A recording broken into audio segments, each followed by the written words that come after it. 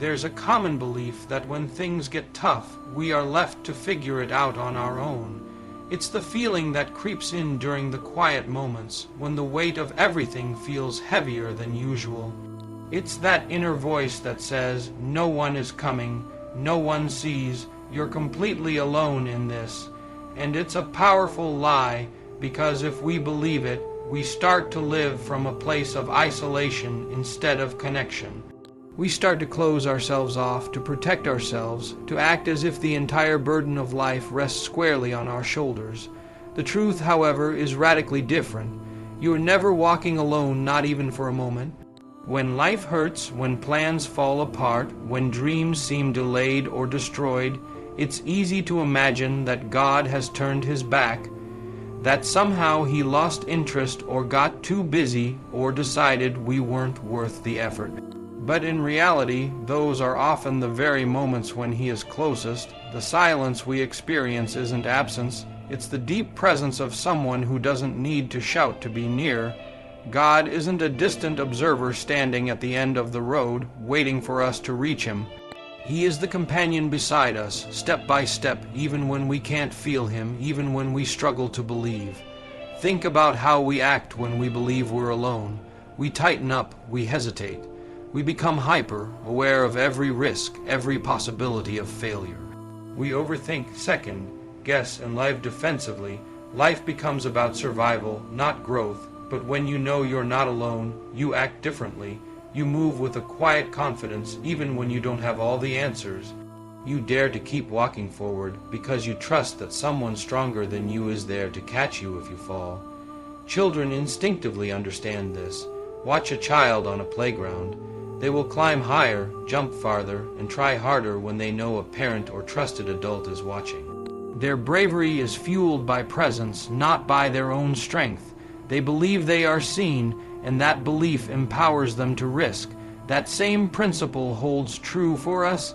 Our bravery, our endurance, and our willingness to keep moving forward are tied not to the absence of difficulty, but to the certainty of companionship.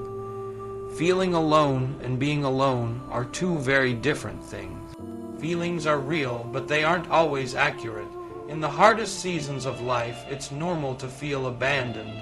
It's human to wonder if God is truly there.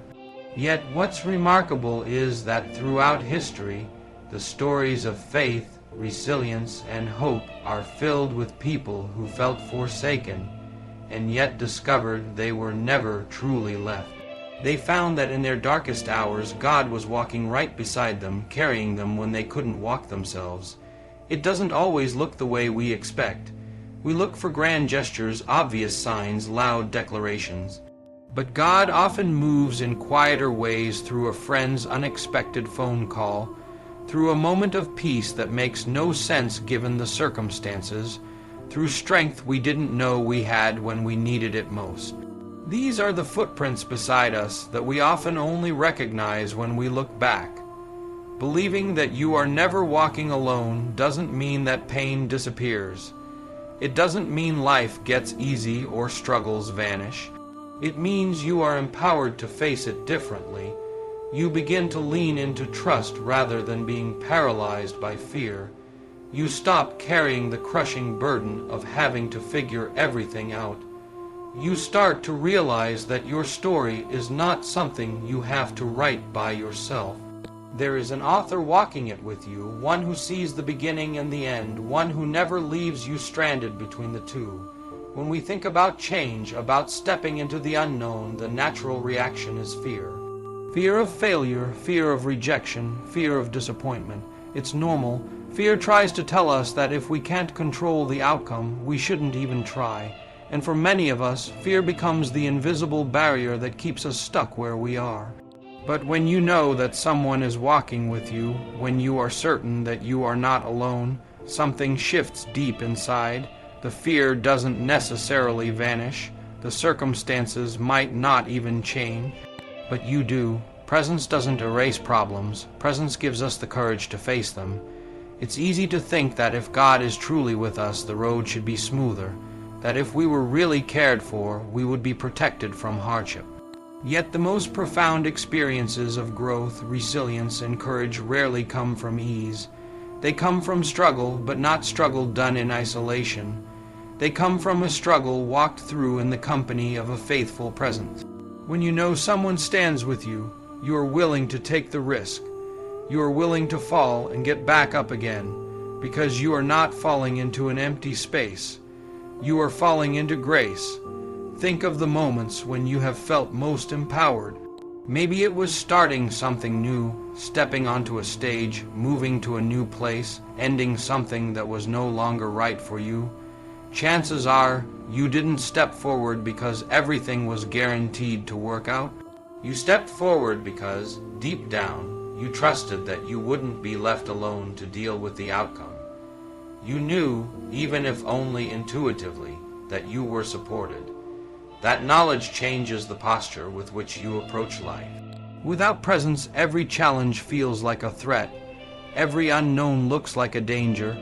Every risk seems like a cliff you might fall from.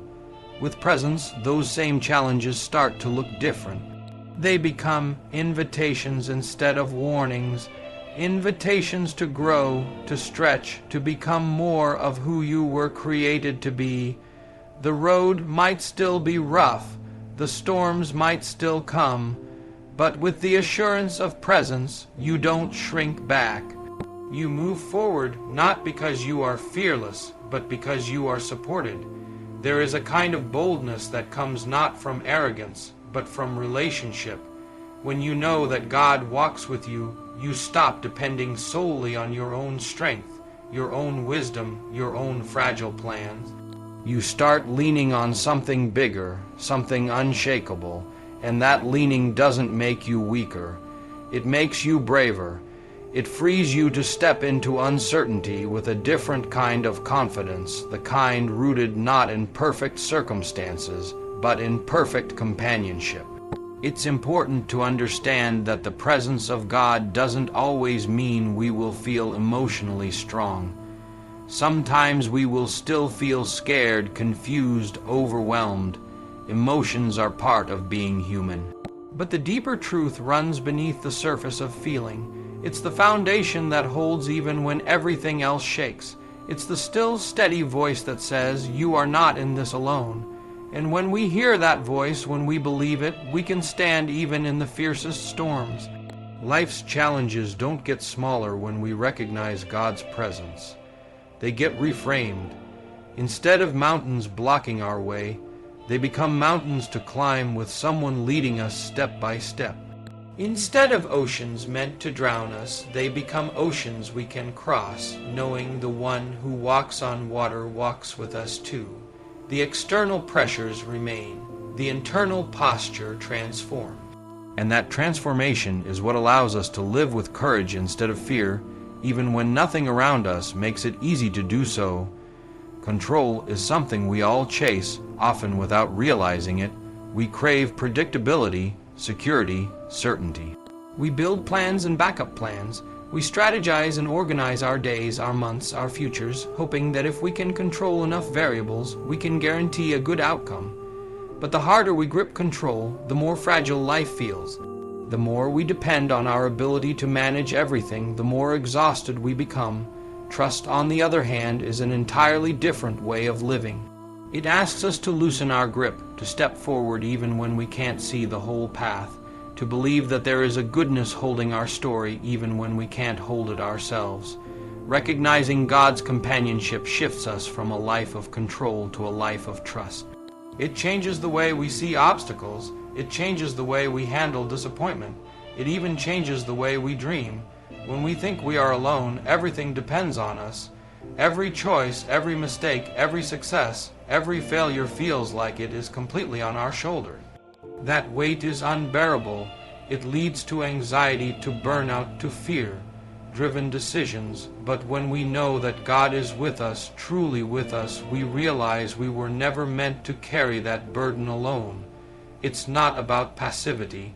Trust doesn't mean we stop working, stop dreaming, or stop taking responsibility. Trust means that we work, we dream, We take responsibility, but we do it without the crushing pressure to control every outcome. We move forward with open hands instead of clenched fists. We make plans, but we are not destroyed when plans change. We hope, but our hope is not fragile because it isn't rooted in circumstances. It's rooted in the character of the one who walks with us. There is a deep peace that comes when we choose trust over control. It's not the kind of peace that always feels calm on the surface. Sometimes it's peace that looks like perseverance, showing up when it's hard, trying again after failure, forgiving when it hurts. It's peace that anchors us when the waves are high. It's peace that whispers, "You are held, you are known, you are not doing this alone." Trust shifts the focus from the outcome to the relationship.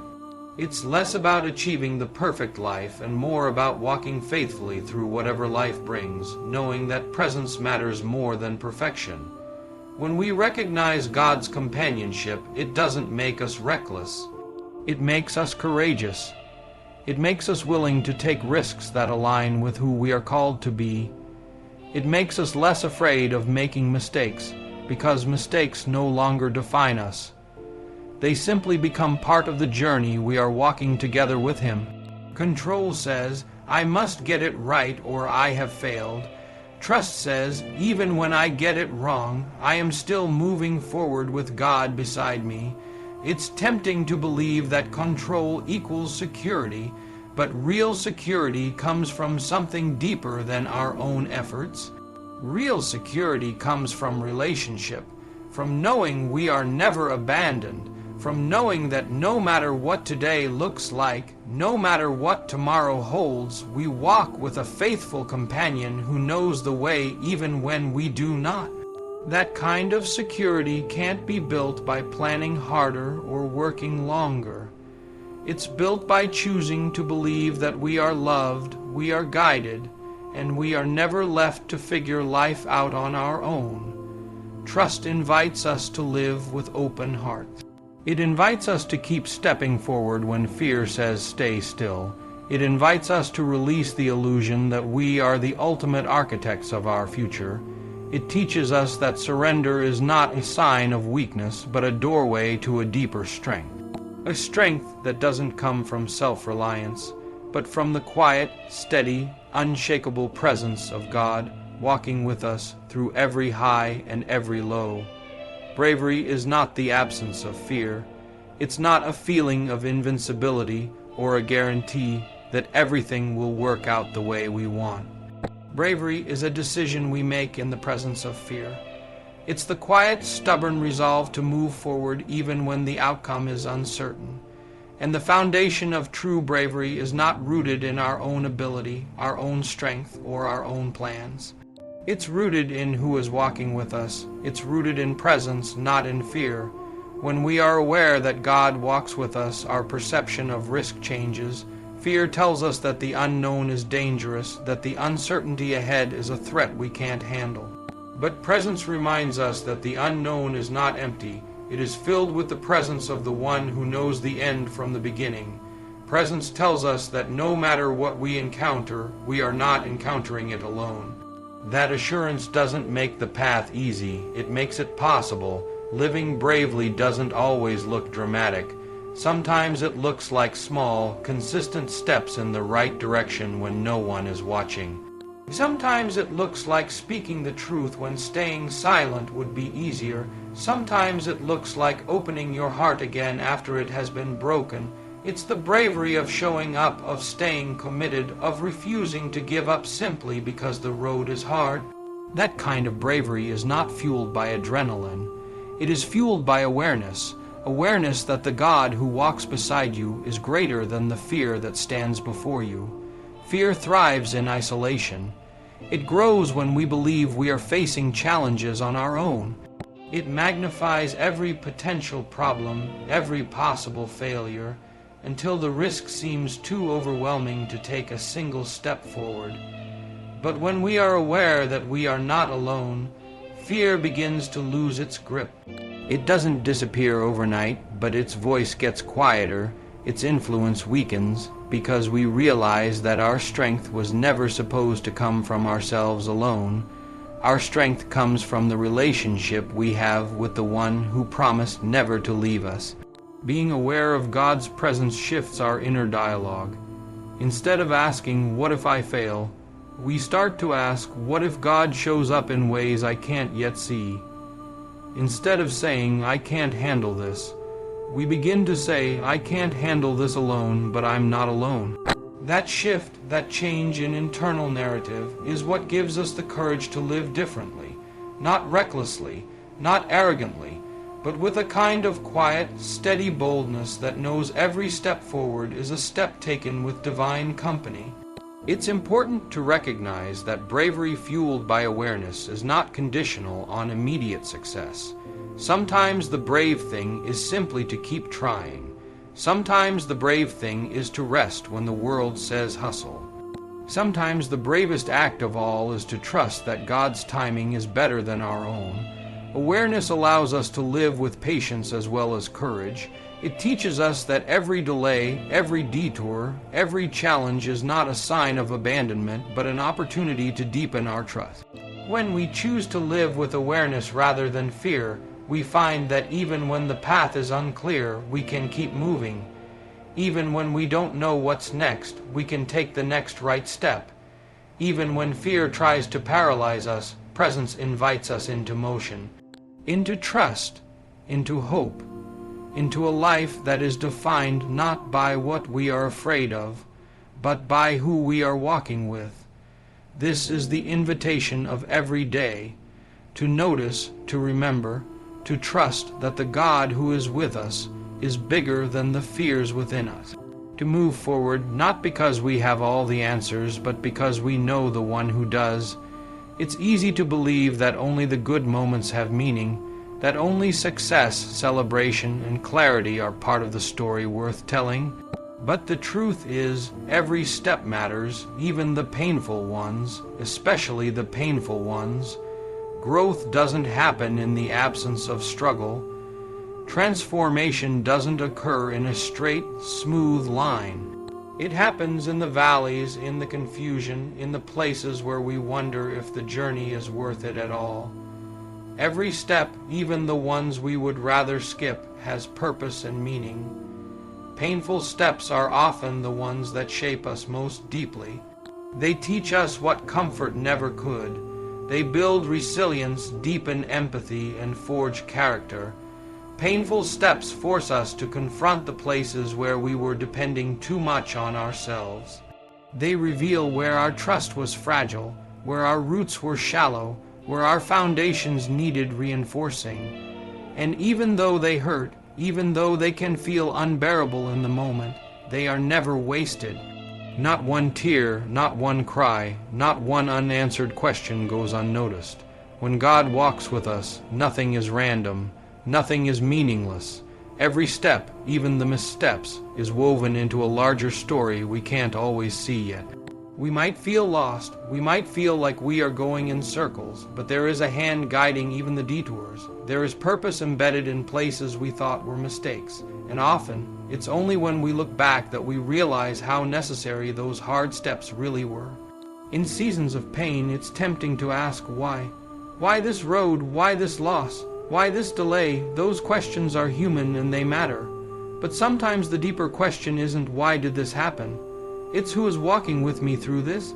Because when we focus solely on the pain, we risk missing the presence that is carrying us through it. Pain tries to tell us we are abandoned. Pain tries to convince us that suffering is proof we are forgotten. But presence tells a different story. Presence reminds us that even when we don't understand, we are never forsaken. Purpose is not always immediately visible. It doesn't come with flashing signs or instant clarity. Sometimes purpose is slow. It unfolds gradually, often after the season has passed. Sometimes it looks like a strength we didn't know we were building. Sometimes it looks like compassion we couldn't have offered if we hadn't first been broken ourselves. Sometimes it looks like a faith that is no longer theoretical but real, tested, lived. Every painful step has the potential to build something in us that comfort alone could never accomplish. It's important to remember that purpose doesn't mean pain is good. Pain by itself is not good, but it can be used for good. It can be redeemed, transformed, woven into something more beautiful than we could have imagined when we were standing in the middle of it. That is the kind of work only God can do. Taking what was meant to harm us and using it to heal others, taking what nearly broke us and turning it into a testimony of hope. When you know that every step has meaning, you walk differently. You grieve, but not without hope. You struggle, but not without trust. You endure not because you love the hardship, but because you know that even hardship can be turned into something holy. You stop measuring life only by the easy wins and start seeing the sacredness of perseverance. The beauty of staying faithful when it would have been easier to quit. Every step you take matters, even the ones you take with a limp, even the ones you take with tears in your eyes, even the ones you take when you feel like giving up. None of it is wasted, none of it is overlooked. Every painful step you endure becomes part of the larger story being written with your life. A story that is full of meaning, even when you can't see it yet. Hope is not naive optimism. It is not pretending that life is easy or that struggles don't exist. Hope is a deliberate choice, a disciplined way of seeing the world that acknowledges the reality of pain and yet refuses to let pain have the final word. Hope is the belief that there is more to the story than what we can currently see. It is rooted not in circumstance, but in the character of the one who walks with us. Hope says, even here, even now, goodness is still possible.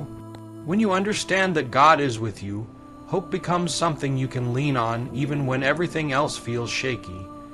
Hope is not based on everything going right. It is based on the presence of someone who is right there with you in the middle of the chaos. This kind of hope is sturdy. It can withstand disappointment. It can survive heartbreak. It can endure seasons of waiting and uncertainty because it is not propped up by perfect outcomes, but by an unchanging relationship. Choosing hope daily is not passive. It is an act of courage. It means waking up in the morning and deciding to believe in possibilities even when yesterday gave you every reason to doubt. It means trusting that light will find you again even when you are still standing in the dark. It means opening your heart to love, to purpose, to dreams, even when you have tasted loss.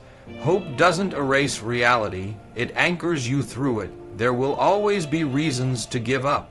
There will always be voices, both external and internal, that tell you it's safer to expect nothing, to believe in nothing, to close your heart off to anything that could hurt you.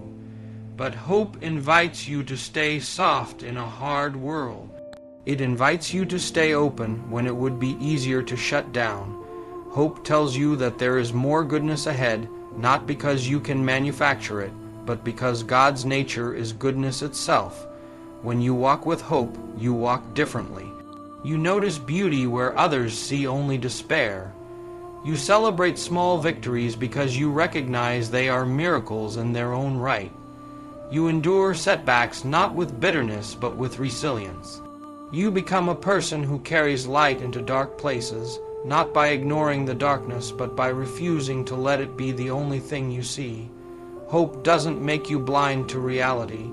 It gives you a clearer vision of a deeper reality. Hope also teaches you patience. It teaches you to wait without giving up. It reminds you that not every promise is fulfilled on your timeline, but every promise kept is worth the wait.